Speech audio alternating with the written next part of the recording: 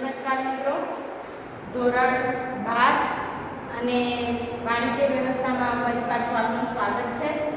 મિત્રો, ધોરણ 12 ની અંદર વાણિજ્ય વ્યવસ્થા, ઓર્ગેનાઇઝર્સ ઓફ કોમર્સ અને એમાં સંચાલનના જે 5 કાર્યો છે એમાંનું ચોથું કાર્ય અને ખૂબ મહત્વનું દોરવણી કે માણસને જીવનના ડગલે પગલે માર્ગદર્શનની અથવા તો એ ધ્યેય સુધી પહોંચવા માટે કોઈકના ગાઈડન્સની જરૂર પડે છે. માર્ગદર્શન એટલે ગાઈડન્સ કે જ્યાં હોય ત્યાંથી તમને આગળ વધારે એ દોરવણી કહેવાય. અને દોરવણી ડગલે ને પગલે નાના બાળકને આંગળી પકડીને માં શીખવે એને પણ દોરવણી કહેવાય કે બેટા આમ કરીશ તો આમ થશે, આમ કરીશ તો આમ થશે.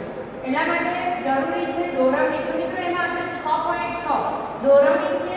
દોરવણીના જે મુખ્ય 4 તત્વો છે એમાંનું છેલ્લું તત્વ છે માહિતી સંચાર. માહિતી સંચાર એટલે કોમ્યુનિકેશન.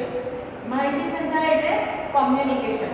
તો માહિતી સંચાર કોમ્યુનિકેશન, મિત્રો આજે કોમ્યુનિકેશન ગેપને લીધે જ દેશમાં કે ઘરની અંદર કે સમાજની અંદર કે કોઈ પણ એક ફિલ્ડની અંદર ઘણા બધા પ્રોબ્લેમો ક્રિએટ થાય છે. કેમ? તો કે માહિતી સંચાર સરખી થતી નથી. એક માહિતી બીજા વ્યક્તિ સુધી જેવી છે તેવી અવસ્થામાં પહોંચતી નથી અને ઘણા બધા પ્રોબ્લેમ અને ઘણી બધી સમસ્યાઓ એના કારણે ક્રિએટ થાય છે. તો એટલા માટે જરૂરી છે કે યોગ્ય કોમ્યુનિકેશન, અને કોમ્યુનિકેશન માહિતી સંચાર સંચાલનનું અનિવાર્ય અંગ છે. કેવું અંગ છે? અનિવાર્ય અંગ છે, જે 1 માર્ક્સની અંદર તમને આ વારે ઘડીએ પૂછાશે. બીજું તો કે કોમ્યુનિકેશન શેના દ્વારા થાય છે? તો કે શબ્દો, પત્ર, સૂચનાઓ, વિચારો, મંતવ્યોની આપલે જેમાં થતી હોય તો તેને શું કહેવાય? માહિતી સંચાર કહેવાય. કઈ કઈ વાતોની આપલે થાય છે? તો કે શબ્દો દ્વારા. સૂચનાઓ ઘણી વખત શબ્દો દ્વારા પણ આપવામાં આવે છે, પત્ર દ્વારા પણ આપવામાં આવે છે. ત્યારબાદ વિચારો, સૂચનો પણ કરવામાં આવે છે, વિચારો પણ રજૂ કરવામાં આવે છે. મંતવ્યોની આપલે થાય છે કે પોતાના મંતવ્યો, આ વિષય ઉપર મારું આ મંતવ્ય છે, તમે ગેરહાજર રહ્યો છો તેના પર મારું આ મંતવ્ય છે, અથવા તમે વિડીયો નથી જોતા એના પર મારું આ મંતવ્ય છે. તો એ બધાની જે આપલે થાય છે તમારા અને મારા વચ્ચે, અને આ ક્રિયા જે છે એ પાછી દ્વિમાર્ગી છે. કેવી છે?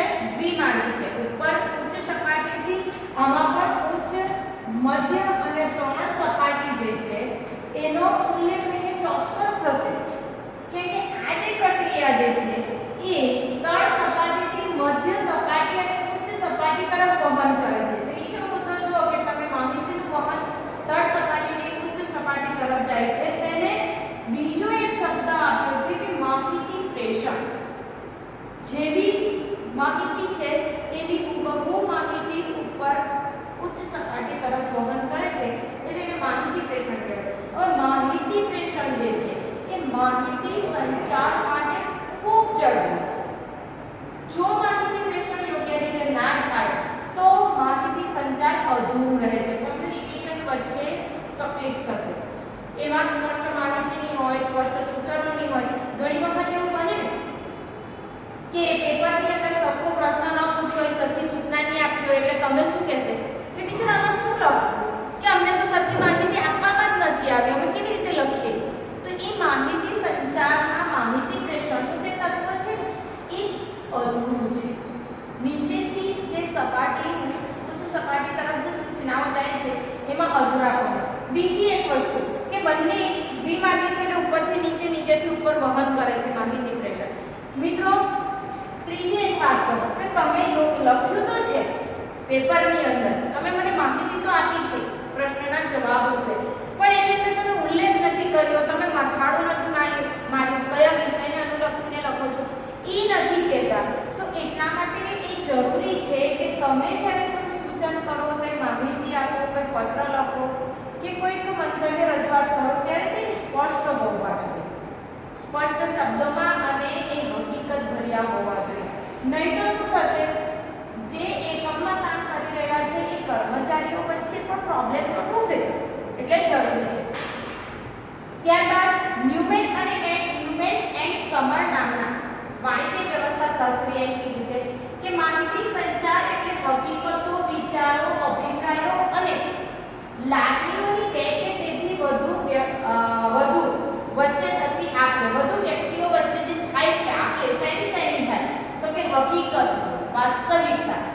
વિચાર, પોતાના વિચાર જે છે એ. ત્યારબાદ અભિપ્રાય, તમે કોઈ એક વસ્તુ વિશે અભિપ્રાય આપો છો, કેવો છે, સાચો છે, ખોટો છે, અભિપ્રાય આપો છો એ.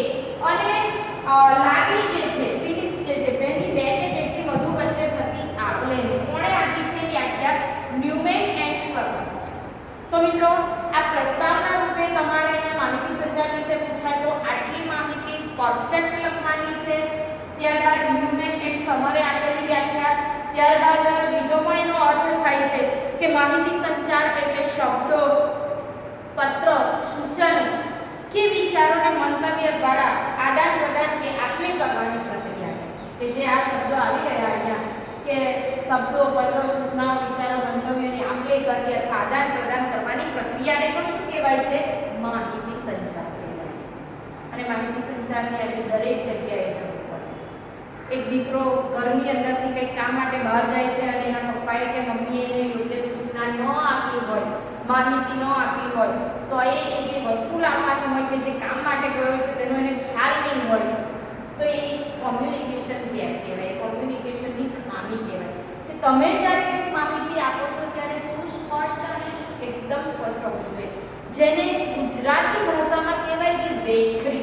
વેખરી એટલે એકદમ સ્પષ્ટ ભાષામાં સૂચના અપાયેલી હોવી જોઈએ કે તમારે આટલેથી આટલું જ કરવાનું છે, તો તેને કહેવાય માહિતી સંચાર. મિત્રો માહિતી સંચાર આપણે જોયું કે દોરવણીની લાક્ષણિકતા આવે છે, નેતૃત્વની લાક્ષણિકતા આવે છે, બરાબર, નિરીક્ષણ, માહિતી, અભિપ્રેરણની લાક્ષણિકતાઓ આવે છે, પણ આપણે જોઈ ગયા. તો હવે આજે જે આપણે જોવાની છે એ માહિતી સંચારની 9 લાક્ષણિકતાઓ આપણે અહીં અભ્યાસ કરવાની છે. કેટલી લાક્ષણિકતાઓ છે? 9 છે. એમાં સૌથી પહેલી છે એ હેતુલક્ષી પ્રક્રિયા છે. કેવી પ્રક્રિયા છે? હેતુલક્ષી, કે જ્યાં હેતુ સિદ્ધ થતો હોય. કારણ કે માહિતી સંચારથી સ્પષ્ટ અને સૂચનો આપવામાં આવે ત્યારે હેતુ સભર જ હોય છે. ઔદ્યોગિક એકમની અંદર ચોક્કસ હેતુઓ સિદ્ધ કરવા માટે જ માહિતી સંચાર થતો હોય અને એ પણ તળ સપાટીથી ઉચ્ચ સપાટી તરફ સંદેશાઓ લઈ જવાની લાવનારી. અને બીજી એક વસ્તુ કે જે ખાસ એક તકેદારી રાખવામાં આવે છે કે જે સૂચના મોકલવામાં આવે છે, કે જે સૂચનો આપવામાં આવે છે, વિચારો રજૂ કરવામાં આવે છે, એના ઉપર ખાસ ધ્યાન રાખવામાં આવે છે, ખાસ તકેદારી રાખવામાં આવે છે. કેમ? તો કે હેતુને સ્પષ્ટ કરવા માટે હેતુલક્ષી પ્રક્રિયા પણ એને કહેવાય છે.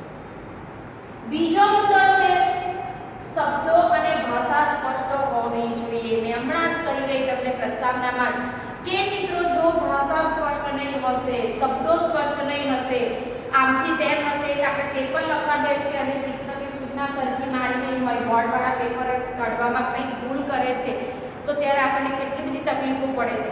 તેવી તકલીફો એકમની અંદર કામ કરતા કર્મચારીઓને નડશે. કેવી રીતે? તો કે જો શબ્દો અને ભાષા સ્પષ્ટ ન હોય તો. એટલે હંમેશા ભાષા અને સ્પષ્ટ તો હંમેશા સ્પષ્ટ હોવા જ જોઈએ. લાક્ષણિકતાનું બીજું લક્ષણ ખૂબ અગત્યનું છે, માહિતી પ્રેષણ માટે ખૂબ જરૂરી છે.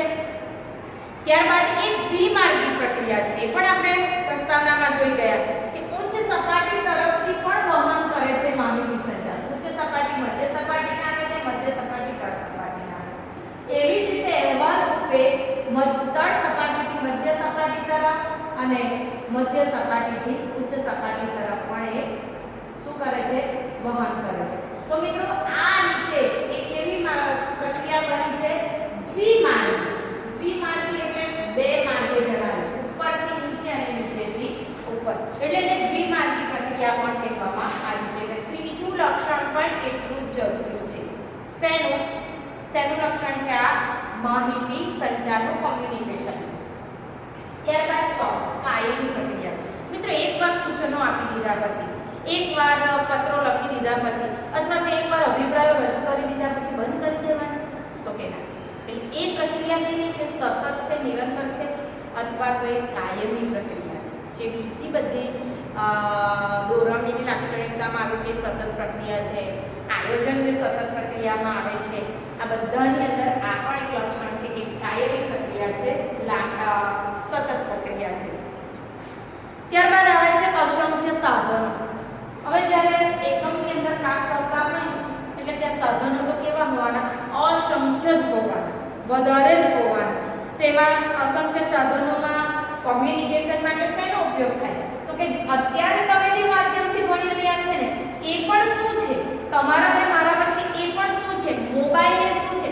માહિતી સંચાર માટેનું સાધન છે. એટલે સૌથી પહેલા માહિતી સંચાર માટે ઇન્ટરનેટ દ્વારા આપણે એકબીજા સાથે વાત કરી શકીએ છીએ.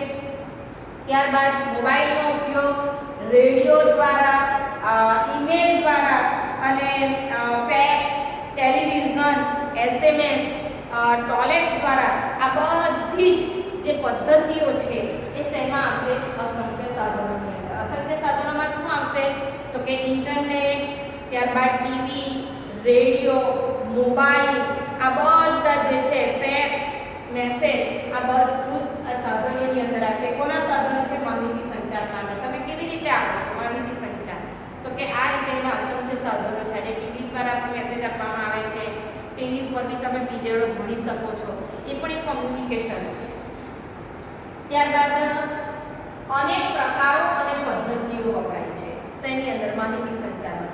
ઘણા બધા પ્રકારો છે, ઘણા બધા માહિતીઓ આવે છે કે આંતરિક માહિતી સંચાર આવે છે, બાહ્ય માહિતી સંચાર આવે છે, લેખિત માહિતી સંચાર આવે છે, મૌખિક માહિતી સંચાર આવે છે, ઈશારા દ્વારા માહિતી સંચાર આવે છે. ઘણી બધી પદ્ધતિઓ છે. એની ઘણી બધી પદ્ધતિઓ છે જે તમને પાના નંબર 69 ઉપર તમને જે માહિતી સંચારની છે એની વિવિધ પદ્ધતિઓ સમજાવેલી છે એ જોવાની છે કોષ્ટકમાં. બરાબર યાદ રાખજો. આ કોષ્ટક અહીંયા હું તમને રિપીટ નથી કરવાની, પણ તમારા લાક્ષણિકતા જ્યાં પૂર્ણ થશે ત્યાં આ 69 પદ્ધતિઓ જે છે 69 નંબરના પેજ ઉપર આ પદ્ધતિ સમજાવવામાં આવેલી છે. કઈ કઈ? તો કે આંતરિક, મૌખિક, પછી ત્યારબાદ લેખિત માહિતી સંચાર, લેખિત, પછી દ્રશ્ય શ્રાવ્ય બંને છે. દ્રશ્ય શ્રાવ્ય પોતે અને મૌન, ઈશારા દ્વારા. કેમ કે ઘણી વખત બહુ મોટી મીટિંગ ચાલતી હોય ને ત્યારે અમુક વ્યક્તિને બોલાવવાના હોય ને ત્યારે ઈશારા દ્વારા બી કામ થતું હોય. દ્રશ્ય શ્રાવ્ય એટલે સાંભળીને પણ, ક્યારેક ફરી બોલીને પણ, ક્યારેક જોઈને પણ ઘણી બધી માહિતી સંચાર માટેની પદ્ધતિઓ છે. તો એ પદ્ધતિઓ એટલે કે અનેક પ્રકાર અને પદ્ધતિઓ પણ છે. એટલે છઠ્ઠી લાક્ષણિકતા એ પણ છે. સાતમું કાર્યપ્રેરક પદ્ધતિ છે. કેમ એને કાર્યપ્રેરક પદ્ધતિ કરવામાં આવે છે? યોગ્ય સૂચના જો ઉપરી અધિકારીઓ દ્વારા મળતી હોય તો કર્મચારીને કામ કરવાની બહુ મજા આવે છે. ઉપરથી સરખી માહિતી આપી હોય, સ્પષ્ટ માહિતી આપી હોય તો કર્મચારીને કામ કરવામાં અગવડતા નથી પડતી. એ બહુ શાંતિથી અને સમજદારીપૂર્વક કામ કરશે. જ્યાં ન સમજ પડે ત્યારે દોરવણી તો આપવાની જ છે, પણ માહિતી સંચારનું જે તત્વ છે ને ચોથું, કે આ માહિતી સંચારમાં પણ આ વસ્તુ જરૂરી છે કે એને યોગ્ય સમયે દોરવણી આપીને એને યોગ્ય માહિતી સંચાર પણ પૂરો પાડવાનો છે. એટલે કાર્યપ્રેરક પ્રવૃત્તિ પણ કહેવાય છે કે જેનાથી કાર્ય કરવાની સમજ પડે છે, કાર્ય કરવામાં પ્રેરણા પણ મળે છે. વહીવટી પ્રક્રિયાઓ સાથે સંબંધ છે. માહિતી સંચાર મુખ્યત્વે વહીવટી સાથે પણ સંકળાયેલા છે, જેમાં અસરકારક નિર્ણયો લેવાના હોય, વહીવટી માટે જરૂરી માહિતી આપવાની હોય, તો એટલા માટે એ વહીવટી પદ્ધતિઓ સાથે પણ જોડાયેલું છે. કેમ? તો કે વહીવટી એટલે ક્લેરિકલ વિભાગ કે જ્યાં હિસાબ કિતાબ ખાતું રખાતું હોય, આવક જાવકની નોંધ થતી હોય, ત્યાં માહિતી સંચારની બહુ જ જરૂર પડે છે. કેમ કે એ લોકોએ કઈ રીતે ગણતરી કરવાની, કઈ વસ્તુ ગણતરીમાં લેવાની, એકમની અંદર કામ કરતા 400-500 કર્મચારી હોય અને એની બધી જ માહિતી હોય, એટલે એ માહિતી સંચાર એ છે વહીવટી વિભાગ માટે બહુ જ જરૂરી છે. કર્મચારીઓ કરતાં બી વહીવટી વિભાગ માટે એ લોકોની દરેક ડિટેલ્સને રાખવા માટે માહિતી સંચાર બહુ જરૂરી છે. ઉપરથી પરિપત્ર કેવો થાય છે, ઉપરથી માહિતી કેવી આવે છે તે પ્રમાણે એમને કામ કરવાનું છે. ત્યારબાદ છેલ્લો મુદ્દો માનવીય પ્રક્રિયા છે. મિત્રો, માહિતી સંચાર માનવી વચ્ચે થાય, મશીનો વચ્ચે થતું નથી, કે પ્રાણીઓ વચ્ચે તો થતું નથી, કે એકમની અંદર કોણ કામ કરતા હોય તો કે માનવી કામ કરતા હોય અને મશીનો સાથે કામ કરતા હોય. એટલે માહિતી સંચાર જે છે માનવીય પ્રક્રિયા છે કે માનવ વચ્ચે એક સંવાદિતા જળવાય, એક સહકારની ભાવના જળવાય, એટલા માટે માનવીય પ્રક્રિયા એને કહેવામાં આવી છે. કે સ્વભાવગત બાબત છે માનવીની. માહિતી સંચારના માધ્યમો ગમે તે હોય પણ માનવી વગર જે માહિતી સંચારનું કૌશલ્ય છે એ આગળ આવી શકતું નથી. એમાં ઘણી વખત એવું બી હોય કે માહિતી સંચારને કારણે ભય, લાગણી, દયા આ બધી બાબતો, ક્રોધ એની પણ અસર ઉપરતી હોય છે અને એટલા માટે એને માનવીય પ્રવૃત્તિ કહેવાય કે સામેવાળો કેવી રીતે સૂચના આપે છે એના ઉપરથી આધાર રાખે છે કે સામેવાળા વ્યક્તિએ કઈ રીતની સૂચના આપી છે અને તેનો અમલ કરનાર વ્યક્તિ સામે કેવો છે, એને કેવી રીતે એક્સેપ્ટ કરે છે એ પણ બહુ જરૂરી છે. મિત્રો, ગુજરાતીમાં એક કહેવત છે કે નમતા તે સૌને ગમતા. અને બીજી એક વસ્તુ ગુજરાતીમાં જ કહું છું કે તમે કોઈ એક શબ્દ ઉપર ભાર આપીને કામ કરાવો ત્યારે કયું કામ મહત્વનું છે ને એ કામ ઉપર ભાર આપો. કેમ? તો કે ગુજરાતી શબ્દ એવો છે કે તમે જે શૈલીથી, જે લઢણથી બોલશો ને તે સામેવાળો વ્યક્તિ એને સમજશે, તેનું અર્થઘટન જુદું કરશે. આજે હું અમદાવાદ જાઉં છું, એકદમ સિમ્પલ વાક્ય છે. આજે હું અમદાવાદ જાઉં છું, તો શેના પર ભાર આપ્યો છે? આજે પર. એવી જ રીતે સૂચકની અંદર અથવા તો આજે હું અમદાવાદ જાઉં છું, અમદાવાદ ઉપર ભાર આપ્યો છે, સ્થળ ઉપર ભાર આપ્યો છે. સૂચકની અંદર પણ મિત્રો આ થાય છે, માનવીય પ્રવૃત્તિની અંદર પણ, કે તમે કઈ બાબત ઉપર ભાર આપો છો, સામેવાળો કઈ રીતે લે છે એ બહુ જરૂરી છે. તો મિત્રો, આજના પીરિયડમાં આપણે માહિતી સંચાર, પ્રસ્તાવના, માહિતી સંચારની વ્યાખ્યા, ન્યુમેન એન્ડ સમરી આપી એ જોઈ અને એની 9 લાક્ષણિકતા, હેતુલક્ષી પ્રક્રિયા, શબ્દો અને ભાષા સ્પષ્ટ હોવા જોઈએ, દ્વિમાર્ગી પ્રક્રિયા, કાયમી પ્રક્રિયા, અસંખ્ય સાધનો હોય, અનેક પ્રકારો અને પદ્ધતિઓ એમાં છે, કાર્યપ્રેરક પદ્ધતિ છે, વહીવટી પ્રક્રિયા સાથેની ગાઢ સંબંધ છે, માનવીય પ્રક્રિયા છે. તો આજના વિડિયો માટે આટલું. મિત્રો, વ્યાખ્યા, મુદ્દા નોટબુકની અંદર પીરિયડ પતે વિડિયો જોઈ લેવાય એટલે લખાઈ જવા જોઈએ. કેમ? તો કે આ પ્રશ્ન પણ તમને 5 માર્ક્સની અંદર પૂછાઈ શકે. માહિતી સંચારની વ્યાખ્યા આપી એની લાક્ષણિકતા